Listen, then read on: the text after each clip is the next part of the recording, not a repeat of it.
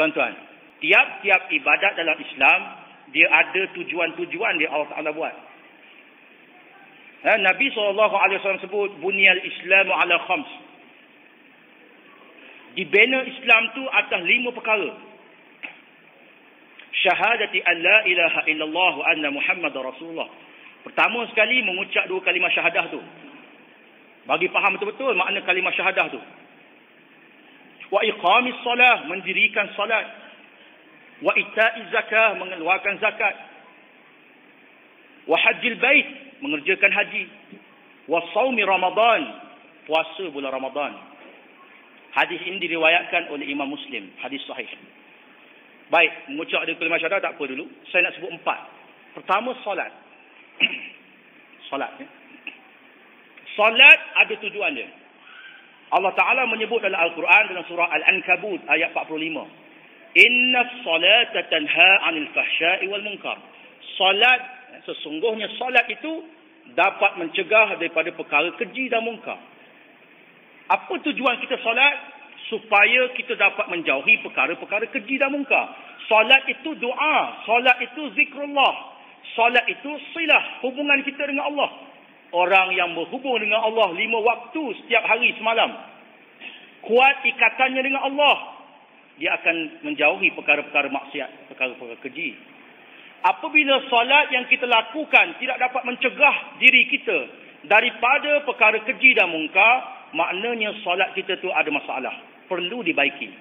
Pertama, solat. Kemudian zakat. Zakat pun ada tujuan. Allah Ta'ala menjadikan dalam syariat kita zakat. Allah Ta'ala menyebut dalam Al-Quran, khudh min amwalihim sadaqah tutahhiruhum wa tuzakkihim biha. Disebut dalam surah At-Taubah ayat 103. Tujuan zakat, kata Allah, ambil daripada harta orang-orang kaya itu, harta benda mereka, sebahagiannya sebagai sedekah. Sedekah dalam Quran ni boleh masuk dua maksud. Boleh masuk zakat dan juga masuk sedekah yang biasa. Dalam ayat ini, surah At-Taubah ayat 103 ini, maksud dia zakat. Ambil daripada harta orang-orang kaya itu, sebahagiannya sebagai sedekah, sebagai zakat. Tujuannya apa? Tutahhiruhum wa tuzakkihim biha. Nak sucikan, bersihkan harta orang kaya. Nak bersihkan kan? Bersih kan? Bersih. Tahu tak? Tahu ke tak tahu ni? Tahu, bagus. Yang pakai kuning, baju kuning senyum je. Bersih kan? Nak bersihkan harta orang kaya. Kerana pada harta orang kaya itu ada hak orang miskin. Saya banyak bertemu tuan-tuan, orang-orang yang hartawan, mungkin dia dari segi agama itu dia kurang. Dia kadang-kadang kita lihat, kenapa Ustaz perniagaan saya ni lain macam jadi? Masalah. Kereta saya selalu rosak. Pergi masuk bengkel seminggu, ambil balik bayar 2,000, 3,000. Pakai beberapa hari rosak lagi. Saya tanya, pernah bayar zakat?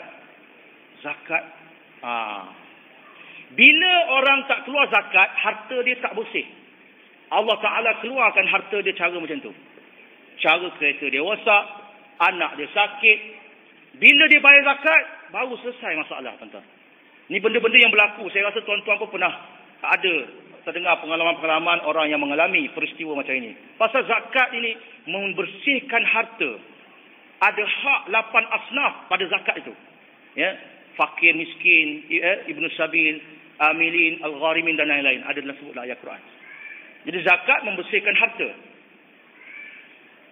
Kemudian haji. Yang ketiga. Dalam hadis riwayat Muslim ni sebut haji dulu. Kemudian baru puasa. Haji pun ada tujuan. Allah Ta'ala menyatakan dalam Al-Quran, فَمَنْ فَرَضَ فِيهِنَّ الْحَجِّ فَلَا رَفَثَ وَلَا فُسُوقَ وَلَا جِدَالَ فِي الْحَجِّ. Disebut dalam surah Al-Baqarah ayat 197. Siapa yang memfardukan pada bulan-bulan haram itu untuk dia kerjakan haji, maknanya dia dah mampu, dia pergi haji, dia berihram. Allah Ta'ala antaranya menyebut, fala rafasa, jangan cakap benda-benda yang tak baik. Rafas ni benda-benda yang kotor. Atau rafas juga dengan maksud berjima.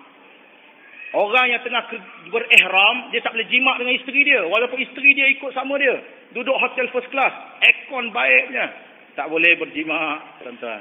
Tak boleh berjima. Tak boleh berjima. Mana tahan nafsu kamu? Relaxlah, takkan waktu haji pun nak ni. Kan?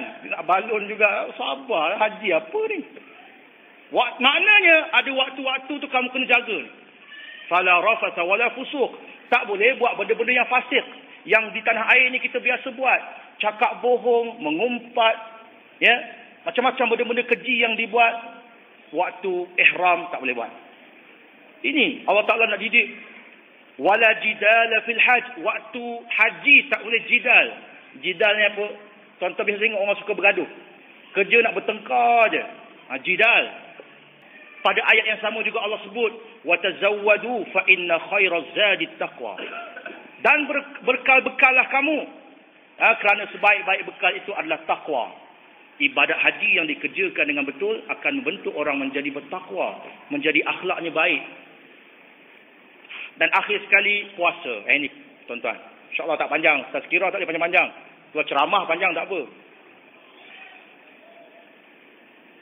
Puasa. Allah Ta'ala menyebut dalam Al-Quran. Ya ayyuhallazina amanu. Kutiba alaikumus siyam.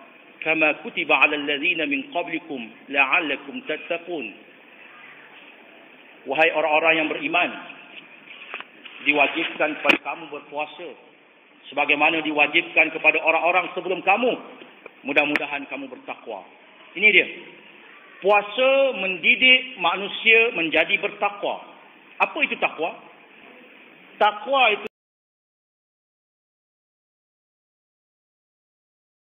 para ulama dia buat satu kesimpulan.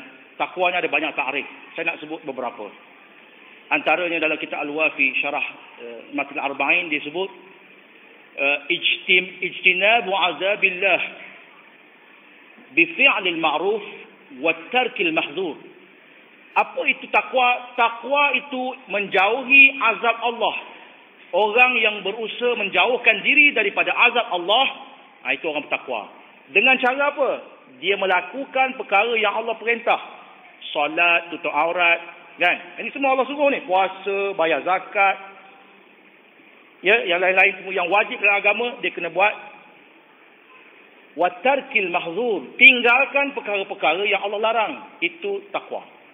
Tuan-tuan boleh buat benda ni, tuan-tuan boleh menjadi orang bertakwa. Puasa yang betul akan mendidik orang menjadi bertakwa. Tuan-tuan. Itu Imam Ali juga. Ali bin Abi Talib juga ada menyebut at-taqwa itu apa dia?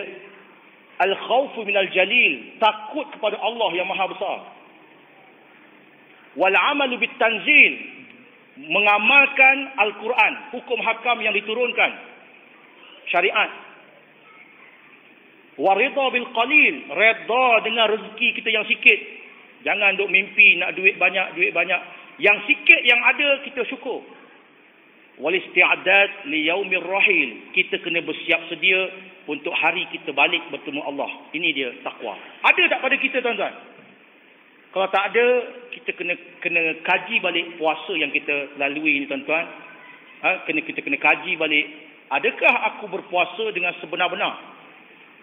Saya nak sebut tuan-tuan, antaranya puasa ini mendidik seseorang itu menjadi penyabar. Ya, disebut dalam hadis Nabi SAW.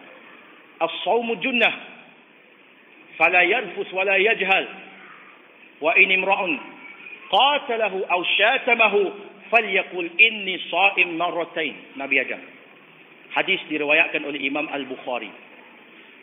Puasa adalah perisai, kata Nabi. Puasa itu wiqayah. Junnah makna wiqayah, perisai. Bila orang pergi berperang zaman dulu, dia pegang pedang, sebelah tangan dia pegang perisai. Tangan yang pegang pedang, dia menyerang. Tangan pegang perisai, dia menghadap serangan. Maknanya orang yang berpuasa tiap-tiap hari menghadapi serangan. Macam-macam serangan. Sebab itu dalam hadis yang lain, hadis riwayat Imam An-Nasa'i, Nabi SAW menyatakan, As-siyamu junnah kajunnati ahadikum minal qital. Puasa adalah perisai sebagaimana perisai yang digunakan oleh salah seorang kamu dalam peperangan. Tiap-tiap hari orang kacau kita. Tiap-tiap hari orang nak serang kita. Masa itu kita kena ada kesabaran. Dalam hadis ini, Nabi kata, Fala yarfus. Puasa itu perisai. Makna tengah puasa, jangan cakap benda kotor. Jangan buat perkara-perkara yang tidak baik, yang bodoh, yang jahat. Ya. Kalau ada orang yang datang nak menyerang kamu, ataupun memaki hamun kamu, syatamahu, falyaqul inni sha'im marratain. Sebut pada dia, aku berpuasa 2 kali. Ya, hadis-hadis seperti ini mengajar kepada manusia menjadi penyabar, mengajar manusia itu supaya sentiasa menjaga perlakuan dirinya. Puasa menjaga kita, seperti kata Jabir bin Abdullah, ya, idza sumta falyasum sam'uka wa basaruka wa lisanuk minal kadhibi wal maharim. Bila kamu berpuasa, pendengaran kamu kena puasa, jangan dengar benda-benda mengumpat, benda-benda tak baik. Mata kamu kena berpuasa, tak payah tengok orang pakai skirt pendek, tak payah tengok. Tengok benda maksiat, tak payah. Lidah kamu jangan bercakap benda-benda yang tak elok, banyakkan berzikir, banyakkan baca Quran. Kena jauhi perkara-perkara berbohong dan perkara-perkara yang diharamkan oleh Allah Subhanahu Wa Taala. Jadi tuan-tuan, mudah-mudahan dengan peringatan yang seberingkas ini, kita dapat suatu maklumat ataupun kefahaman. Tiap-tiap ibadat dalam Islam mempunyai tujuan. Sekiranya puasa yang kita lakukan pada tiap-tiap tahun tidak menyebabkan kita menjadi orang yang bertakwa, lepas habis puasa kita buat benda tak elok juga, maka ada masalah puasa kita. Sebab itu menjaga panca indera kita, menjaga makan minum, menjaga syahwat, bukan saja bulan Ramadan, termasuklah selepas Ramadan. Saya nak sebut akhir sekali sebagai peringatan bersama. Masa saya sekolah dulu, lepas tarawih lebih kurang waktu-waktu lepas tarawih lah, saya pergi satu kedai rumah kedai lah, derek tu, nak pergi kedai runcit, nak beli barang. Tengah perjalanan itu ada satu orang brother ni, dia kata, adik, dia duduk kat tangga. Kenapa bang? Abang ada jual CD ni, CD baiknya. Ni tengah puasa ni, tengah Ramadan. CD baiknya. Abang ada Taiwan, ada Perancis ada. Adik nak Taiwan punya? Taiwan punya ada, Perancis ada. Saya kata, bang, ni bulan Ramadan ni bang. Tak apa, ni adik beli dulu. Ni beli simpan untuk raya nanti. Jangan jadi macam ni tuan-tuan. Ini memang tak reti-reti, tak faham-faham. Jadi tuan-tuan, mudah-mudahan malam ni tuan-tuan makin faham, makin reti. Mudah-mudahan puasa Ramadan kita kali ini membentuk diri kita menjadi orang yang bertakwa kepada Allah Subhanahu Wa Taala. Minta maaf, ambil masa tuan-tuan sikit. Aqulu qawli hadza wa astaghfirullah li wa lakum wa lisairil muslimin wal muslimat fastaghfiruh innahu huwal ghafurur rahim. Wassalamualaikum warahmatullahi wabarakatuh.